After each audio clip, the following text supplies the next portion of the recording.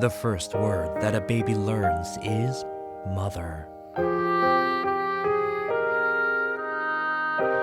Is there any word which is more beautiful, warm, and thankful than mother?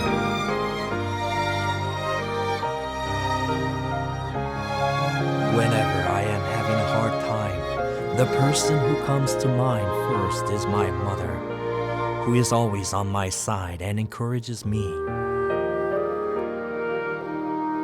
Although she satisfies her hunger in the vicious wind, she always feeds her children with delicious food. Although she grows thinner like a stick, she is only concerned about her children. There are no words to describe her love.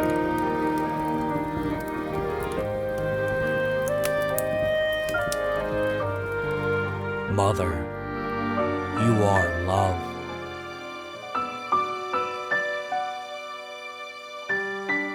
If it is for their children, mothers can do everything, even sacrifice their own lives. A mother octopus never once leaves the cave before her eggs hatch and go into the world.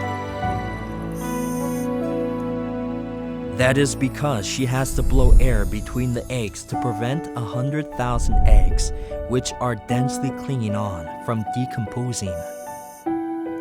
When the eggs hatch, the mother octopus pushes her newly born babies to the surface of the water with all her strength. And then she dies. A mother emperor penguin who strenuously laid an egg is too exhausted to brood the egg, but she has no time to rest. She has to walk towards the sea, withstanding the extreme cold of -76 degrees Fahrenheit, so that she can catch fish to feed her young. The strawberry poison arrow frog is as small as a fingernail. When its eggs hatch and become tadpoles, the mother frog carries her young on her back one by one and leaves on a journey. She heads to a microspring to nurse her young, which is located high on a tree. A mother frog climbs the tree using great energy. It is as hard as climbing the Empire State Building with a baby on the back. However, the mother frog moves each young to the tree, where it is safe for them. Even this little living thing, too, has great maternal love. Maternal love is truly mysterious. What is the source of maternal love, which enables mothers ignore any pain if it is for their children? Research tells us that maternal love has relevance to the balance of hormones, estrogen and progesterone. Scientists say that maternal love is not something that is learned, but destiny. They say maternal love is inherited for the preservation of the species. Adam named his wife Eve because she would become the mother of all the living. The meaning of the name of the first woman, Eve, is life. Giving life to her children is a mother's destiny. That is why a mother gives life to her children, even if she has to give up her life. God created man in his own image. In the image of God, he created him. Male and female, he created them. Mothers on the earth are created in the image of Heavenly Mother. Maternal love is the shadow showing the great love of Heavenly Mother. Just as God the Father exists, do you think God the Mother exists? Biologically, it is not necessarily natural that male and female exist. Even so, the reason that we regard the existence of male and female as a given is because most organisms around us adhere to sexual reproduction. That is, a new organism is created by combining genetic material of a father and mother, and it is passed on to the next generation. Plants, insects, and even fungus receive life from their mothers. However, the way to give life to offspring through a father and mother is more dangerous than unisexual reproduction. It is because they have to go through many different processes until they give birth to their young. And their colorful feathers and songs created for the benefit of breeding often put their lives at risk. Nevertheless, why do all living things receive life through their mothers?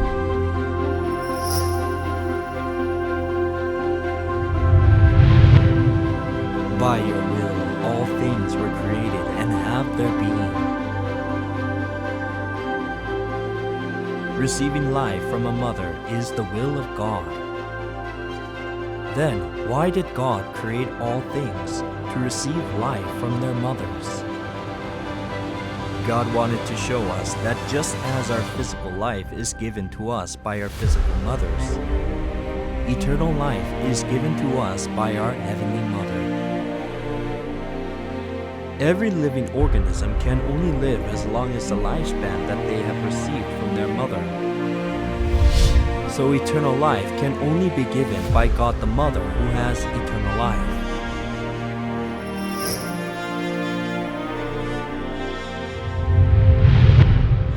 Then God said, "Let us make man in our image, in our likeness." God does not just exist as one, the Father. If God the Father alone created man, He should have said, "Let me make man in my image, in my likeness."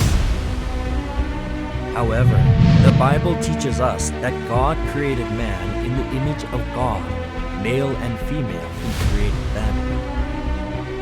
The fact that when God created man in His image, male and female were created, is evidence that there exists the male image of God, the Father, and the female image of God, the Mother, our Father in heaven. Christians have called the male image of God Father, following the teachings of the Bible. Then what should we call the female image of God?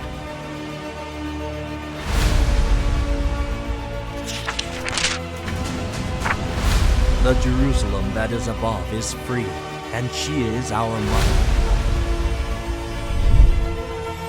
The physical world was created to show us the spiritual world.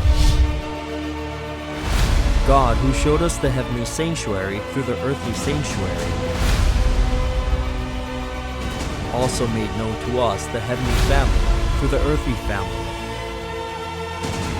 Earthly family, which God shows us as a shadow, consists of a father, a mother, brothers, and sisters. Then, what does the heavenly family consist of?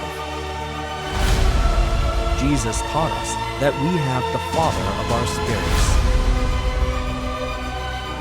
our Father in heaven. We have all had human fathers who disciplined us, and we respected them for it.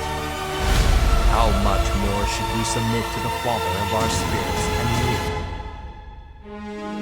Apostle Paul taught us to do our duties to the Father of our spirits as children, just as we respect our human fathers. In the earthly family, there are children. In the heavenly family too, which is the reality of the earthly family, there are children. I will be a father to you, and you will be my sons and daughters. In the earthly family, which is a copy of the heavenly family, children have their mothers, who gave them birth. In the same way, there is Heavenly Mother, who gives eternal life in the heavenly family. The Jerusalem that is above is free, and she is our mother. No life can be born without mothering. Like this, there is no eternal life without the Mother of our spirits. Now God the Mother is calling her children all over the world. The spirits and the bride say, "Come." And let him who hears say, "Come." Whoever is thirsty, let him come.